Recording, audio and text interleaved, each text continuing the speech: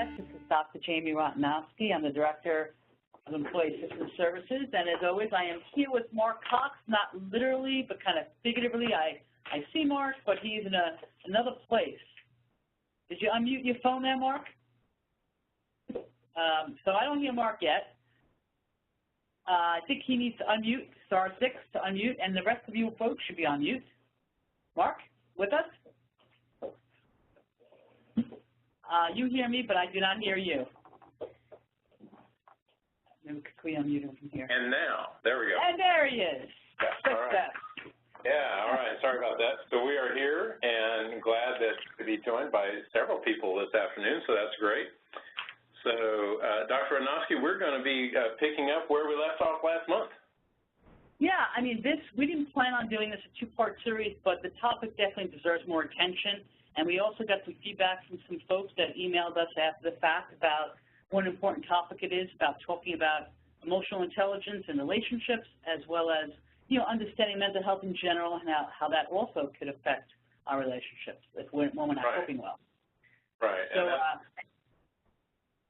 So I think the plan, Mark, yeah, we're going to do a quick review for those that didn't make it the first time, but also remember, you could always listen to our tape-recorded webinars by using our website. Right. So, and we will have this archived in the website. So let's get into a review real quickly here, Dr. Rotanowski, about emotional intelligence. And so that's what we're talking about. Real quickly, in our slide presentation here, we're going to look at a couple of definitions. And the emotional intelligence is the ability to monitor one's own and others' feelings and emotions, to discriminate among them and use information to guide one's thinking and action. So that's really what we're talking about with what we refer to as EI. And this is very applicable in relationships and as well as in the workplace. But today we're talking about predominantly about relationships of any kind. We did this on Valentine's Day, you may recall, and so it was kind of in that theme. And so that's what we're really focusing on today, but certainly is applicable in other areas as well. Yes, so again, we're going to encourage people to use the chat feature as well. You're always welcome to do that to ask any questions. But we're going to, continue talking about this topic, and we're really interested in hearing from you. So please use that chat feature, and Mark and I will be happy to respond to questions along the way. Great idea. And so when we look at the benefits of EI, again, just quickly reviewing, it's, sometimes it helps us to motivate ourselves and to keep ourselves moving in the relationship. And so the person we can change in the relationship is ourselves, and so we may need our own motivation. So by looking at this, instead of pushing off and saying, I wanted this to affect my significant other, really we want to look and say, how's it going to affect me? So we can motivate ourselves to be more involved in our relationships. When things get tough in relationships, it can keep us moving, though we're frustrated. It can help us regulate mood. And I do believe that EI can help us from being overwhelmed and in relationships to the point where we seem kind of cognitively fuzzy at times. I don't know if anybody else feels that, but in relationships sometimes I get overwhelmed and it's just hard to think. And we want to try to get the people to understand about empathy and about providing hope in relationships. And so that's kind of some of the benefits of emotional intelligence. And, one other thing I want to add as far as talking about, you mentioned, Mark, about being able to motivate ourselves. Part of emotional intelligence, I don't think it's really talked about per se, is, knowing when we're not coping well and knowing when we need a break. So positive self-care is part of emotional intelligence. I see it that way, that knowing when I really need to care for myself so that I could come to the relationship in a better place, in a better state of mind. So positive self-care absolutely is related to this as well. Yes, absolutely. And I think, our relationships do affect our own inner feelings, and so it's very important to take care of those. And I think that the next slide we look at is EI can help us improve the satisfaction of our relationships. If I'm better in my relationship and what I'm contributing, then I'm more satisfied in it, because I believe that things are going to come back to us in relationships, and that's important. it helps us keep a sense of humor, which is always good in any relationship, to be able to laugh at ourselves, maybe not laugh at somebody else's pain, but be able to laugh at ourselves and to say, hey, you know, I don't need to take myself quite so seriously. And it can increase our overall well-being and happiness, which we're all very interested in doing. So I think that those are some of the benefits that we talked about last time in a little more detail last time about emotional intelligence.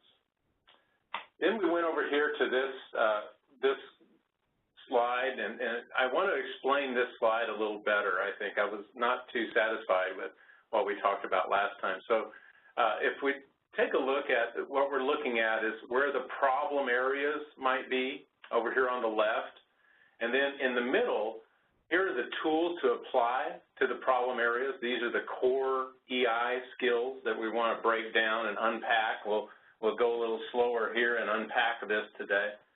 And then over here on the right are the desired outcomes that we're looking for. So these are the things that we're hoping to see in our relationship.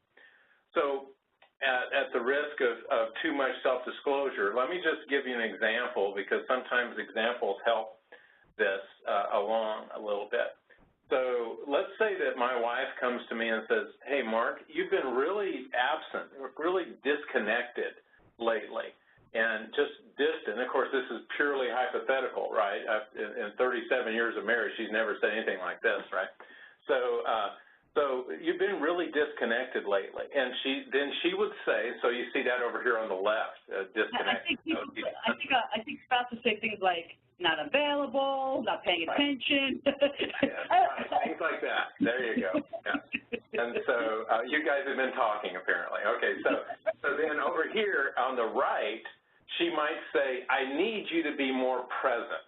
I need you to be more available to me. I need you to listen to me. So the idea then is what I would need to do if I want to try to meet her needs in the relationship is I would need to work on my self-awareness. That's the first thing here. Because the idea behind this principle of EI, if I'm more self-aware, then I'm going to know how to connect and how to be present in my relationships. And so let's think about that self-awareness for a little bit.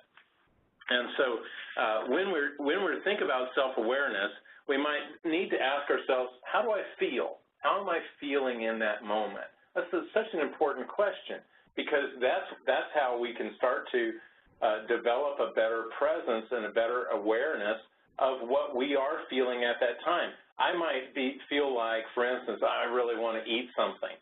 But does that mean that what I'm really doing is I'm really angry, or I'm stressed, or I'm upset? And so if I can ask that question, how do I feel, then maybe I can adjust the way I think. Wait a minute, I don't need to eat, or I don't need to be upset with my significant other. I just need to deal with what I'm angry about, or deal with what I'm stressed out about. That would be an important step. Yes, and, again, right now I know, Mark, you're talking about, relationship with a spouse. Obviously, that's adult to adult, and so that relationship dynamic is quite unique and different, because we do have a question here as it relates to similar to what you're talking about trying to connect with others. And the question is, how would I proceed with a relationship with children? My children, when all they're giving me is one-answer responses, how can I connect with them better? Now, clearly, we're talking about a different dynamic, and depending on the age of the children and self-awareness and their ability to process this, it's a very different dynamic. Do you have any suggestions for that? Because I think that is very common. I know I definitely went through that with my kids when they were young, and maybe you did as well. Me too. Yeah, and I think it is indicative of their disconnection. One-word answers, yeah, no, that kind of thing. And so in their disconnected state, it's hard to get them or our partner to say, okay, I need you to be more self-aware. What we need to do is kind of draw them out with open-ended, with things that call for open-ended responses. So instead of how are things at school today, we'd say, hey, tell me the most interesting thing that happened to you at school today. And so, or instead of saying, hey, did you get your homework done, say, what did you find the easiest thing, not the hardest thing, but what did you find the easiest thing about your homework assignment tonight, assuming that they did it? And so that brings some kind of response rather than, yeah, no, so it's really staying with that open-endedness. And so we're working really hard on that end of the relationship to make it happen. And that's where a lot of people get fatigued. They say, man, this stuff about relationships and emotional intelligence, it's hard. Yeah, it is. It's hard because but if it's really important to us, we're going to make the investment to draw them out. So I think that's the thing that I would say, and it is very frustrating. That's the other issue, is not to lose our cool as parents, but to stay in control and to stay in our self-awareness so that we realize that we can adjust the way that we think in terms of our awareness as a parent to be present, and that child or adolescent or even adult child might decide they don't want to be present, but we're trying to draw them out and create an environment. Usually children do want that, by the way. It's just that they put up a defense against that. That's been my feeling. Okay, great. Thank you. And so far, that's the only questions we have. And again, I encourage you to chat as we move along the topic. I think that the other thing about self-awareness that's important is we have to think about how much space we take up in a relationship, So we might have some really strong opinions. We might have some really strong feelings. But the other person may need more space for their feelings and opinions. And so it is that drawing out, but it's also not overwhelming the other person with ourselves. And so it's more about talking about them than it is talking about us. I think that's very critical in relationships. I don't know if you've ever experienced this, Dr. Anosky, but I know a lot of times I'll go to people and I'll say, hey, I'd really like to talk to you about so-and-so, and something's on my mind that I want to talk about. I want to unpack with this person. And they'll say, hey, let me tell you about what happened to me. And so they'll start talking about them and their issue, and I think it's a defense mechanism to move me out, and they want to take up more space in a relationship. Sometimes we just have to listen and just have to be aware of what the other person wants to say and give them their space in the relationship to be present. It's part of mindfulness, really being present as best you can. I was even thinking earlier when you mentioned, as an example, if your spouse mentions to you that, you're not really available to them, I know a lot of times people's initial reaction is to get defensive, feel like they need to defend that. And it's important, because people feel like they did something wrong, but it's not about right and wrong. And I always remind, myself to say, when somebody wants something, that means they want to be with me, they want to spend time with me. That's actually a compliment. Yes. So reverse it versus seeing it as an attack. See it as, wow, this person wants to spend time with me. This person cares about me. Yeah. Yeah, that's a great point. You may have those knee-jerk reactions. Try to contain them. Yeah. And that's true. And we just have to just relax. And part of that self-awareness is just being aware of the situation, that the person's in. And situational awareness is so important all around us. If I'm upset about something and, my car broke down or something like this, and I'm just grousing about that and upset about that, but my wife's, has a family member that just passed away, well, then me talking about the car is not really aware of her feelings at that time because she's grieving. And so we really have to be aware of what the other person's going through. Situational awareness is really important in terms of self-awareness, too. Let's move on to the next EI skill here in the center column there, awareness of others. So now I need to be aware of how others are feeling. If I'm not, then on the left you see that I'm being insensitive. If I am, where I want to get is empathetic. So this awareness of others is really important. It doesn't mean that I have to agree with my spouse. That's something I think that people get really upset about or bothered about, saying, well, I have to agree with them. No, we just have to understand them. I don't know that I can agree with everything that my spouse says, but I can understand where she's coming from. And I think that's really important to understand that, because if she feels like I am caring for her, consulting with her, listening to her, understanding her, and valuing her, then she will feel that what I'm doing is being more empathetic, more understanding, and that's what people tend to want in relationships, is that empathy.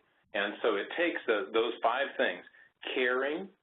So, and we'll say, yeah, I do care for the person. So how do we show that? We show that by consulting with them, actually talking with them, getting their point of view, understanding it, trying to unpack it, trying to not just argue it, but really unpacking why do they, consulting means tell me what you're thinking.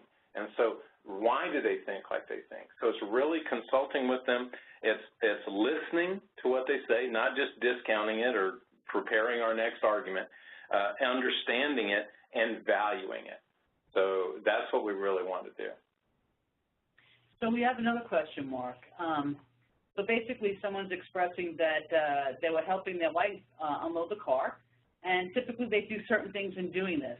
So they do unpack the car, but this time the wife expected the person to do something different, and he felt frustrated because, or the person felt frustrated because they wanted them to help. They were ready to help, but the expectation switched, so to speak.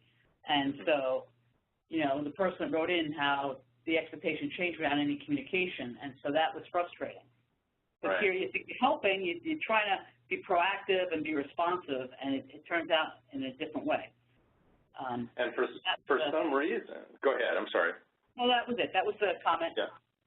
And for some reason, that person felt differently that day. And I think, back to your thing a moment ago, Dr. Anosky, about not getting defensive there. I mean, I think you can feel hurt, but you don't want to get defensive. You want to care for that person, consult with them. And so under consultation, I would say, so why is it, I really want to help you. Why is it that typically I do this, and today I'm doing this? I don't mind doing this, but I just want you to know that my plan is to help you. And so I'm sorry we got crossed, but if you can let me know what you expect of me in this particular task, it will help me to move forward. Because we can't be so aware of the other person that we can read their mind. That's what people always say in relationships. I can't read their mind. And so you have to say, tell me, this is what my experience has been. Tell me how it's different today so I'll know better next time. So it's really about not being defensive, and I think that turns people off because I think we tend to want to be defensive. Well, I was right, that kind of thing. And I always say, if one person's right, you're both going to lose. And so you have to be able to say, I'm going to set that need to be right aside, and I'm just going to focus on I need to understand why this changed so I can do something different next time. And I think that, and so you just unpack it very, very plainly in that awareness of others, okay? Because when we do that, then we're being empathetic. When we don't do that, then we can come across as being very insensitive. So if not that this person would do this, but if you just walk away and say, fine, I won't do it at all, then that's going to create more problems. Instead of just saying, hey, my intention is to help. How can I help this better next time? Because I was a little confused about what happened here. And a lot of times when we do that with our partner, if they're receptive, they will back up and say, yeah, you're right. I see where you're coming from. This is what I really need. And so it's about that. It leads to our next point about authenticity. So if I'm authentic in my relationships, then I can talk openly and effectively about what I want to do, how I want to honor the commitment in the relationship, and how I want to encourage other behavior in the relationship. So that means that I can express specific feelings. I can say, hey, this makes me really happy. I can also express when I feel frustrated. I can do that. But I think, and I can ask for feedback. And that's what we really are looking for there, is how to get the feedback that is genuine, because that's where we want to be, is genuine. I don't want to be someone that gives false feedback or just says, fine, I'll do it this way, and just grouse about it and have passive-aggressive anger later, because that proves to the unproductive state, which is untrustworthy. And so we have to be authentic in what we're saying. And so that means we might have to say what we're saying in the right time, in the right intensity, meaning the right tone, and from the right source. Tone is everything in conversation. Tone is, they've done several studies on this, and the tone of what we're talking about is more important than the content that shows over and over again. And so if I have a reasonable tone, not sing-song or childish, but just a reasonable, mature, adult tone with my partner, then she is going to respond, typically is going to respond much better. And that's important because that says we can be authentic in our relationships. So let's move on to the next one, because we don't want to make this a three-part series. We got stuff to do. So let's move on, because the next thing that we're looking at is emotional reasoning. So now this is very important. There's really two parts to emotional reasoning. There's feelings and emotions. So we've got two things going on here. Our feelings, we've already referred to that a little bit. Sometimes we might get defensive. And so that's a feeling. Hey, ouch, that hurt. I want to fight back, that kind of thing. And then emotions are part of that. Facts are a part of that, feelings and emotions, and then facts and technical information. So feelings and emotions, this is the hurt part. The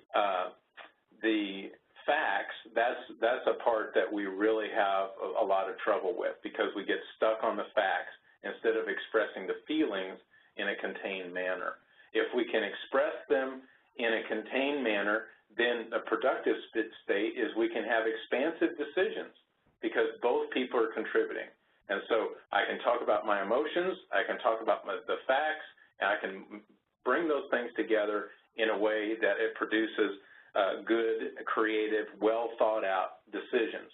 If I just base things on my emotion, or conversely, if I only base things on facts, then that produces the unproductive state, which is limited. I'm going to be limited in what I can do. But if I say, hey, let's reason this out together.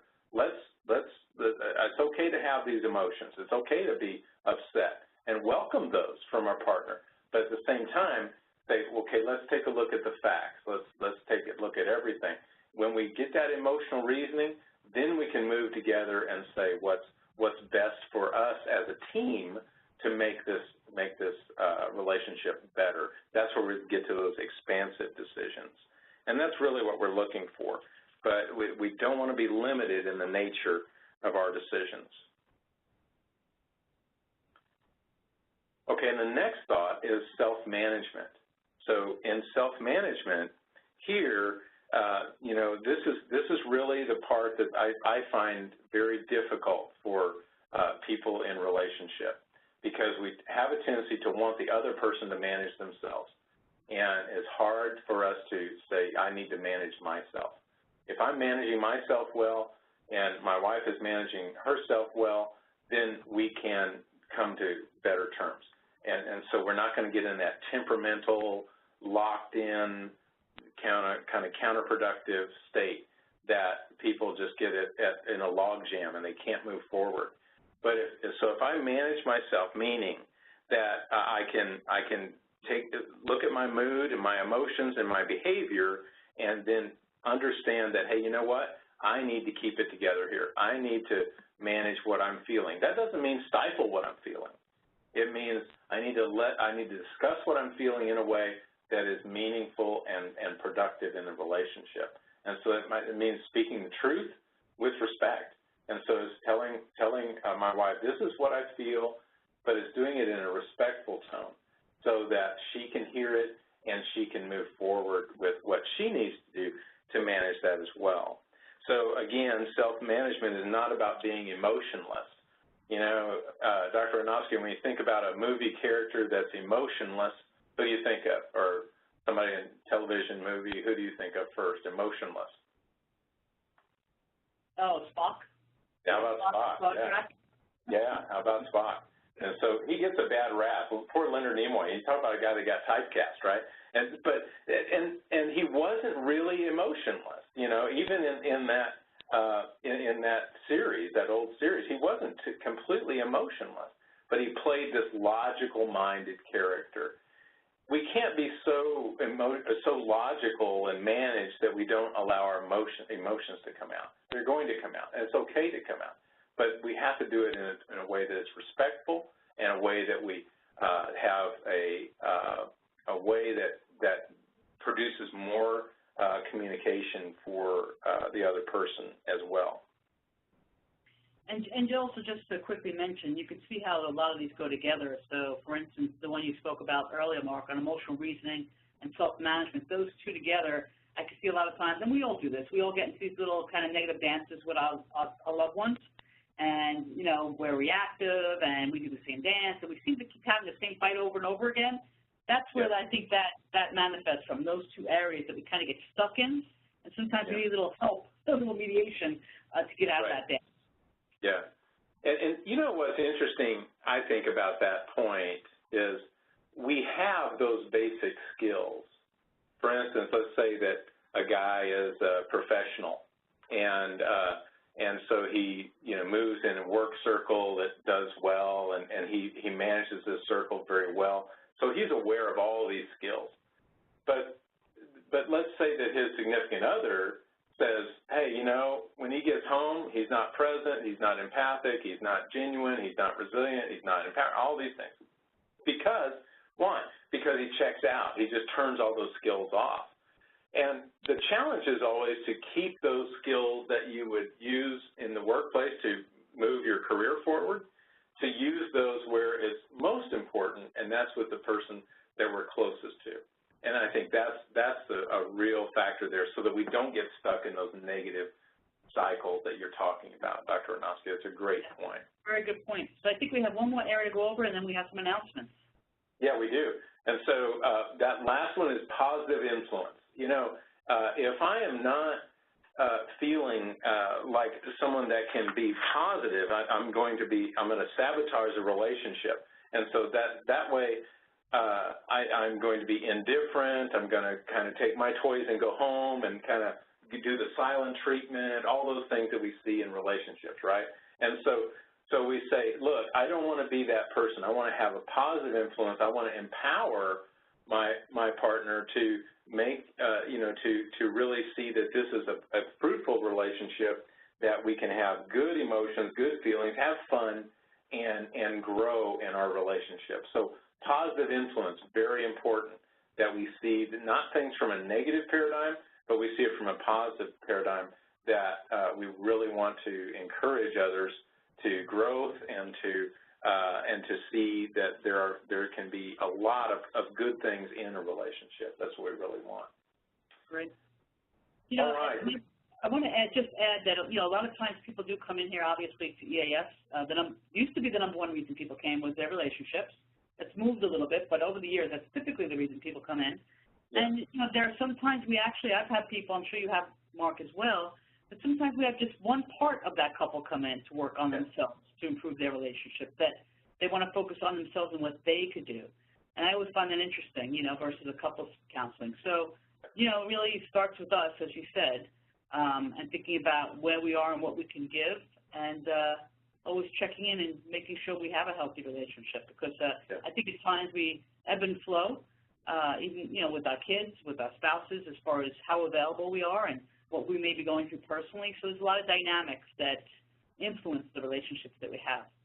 Yeah, that's true. That's a great point. And, you know, I was just thinking that of those cases where somebody comes in and says, I want to work on myself because my partner won't come in, you know, sometimes it doesn't go well, obviously. But many, many times that person will come back in and say, hey, you know, I'm starting to use some of these things, and I'm starting to see him or her move forward. And so I think if there's any hope in the relationship, if one partner just starts to do some of these things, the other will reciprocate. And it's kind of like when a faucet freezes, you know, in the wintertime, it's like when that starts to thaw, a few drips will come out, but then as things open up, more will come out. So I would encourage people to just start this and see what happens.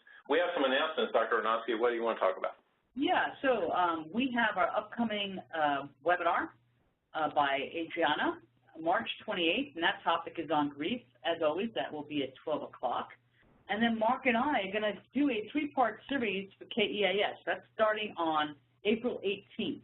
We're going to have the topic's going to be mental health awareness and first aid. and we're going to have a guest speaker for that. So April 18th, what we're going to do is it'll be the first 30 minutes of the topic, and we're going to continue to go on to the next hour. However, we will tape record it, and it'll be played for those that can't stay the second hour the following week. So April 18th will be the first part, and then we'll play it back again the following week, which is April 25th. Those that can stay, by all means, and of course, remember, all these are tape recorded at any time. You can listen to them at your leisure. So that's April 18th, April 25th, and the last part is May 9th. And that topic, again, related to mental health, is psychological impact of violence in our society. We actually had a request for us to address that topic in light of what's going on in our communities and across the country. Right. Good. So, yeah, so make sure that you tune into all those so that you can benefit from grief and from this work that we're going to be doing on mental health awareness. So, very important. Thank you, Dr. Ornowski. Thank you, Mark, and thank you, Angelina, for always helping us. Thank you for joining us, and we look forward to being part of this next time. Bye for now. All right, thank you.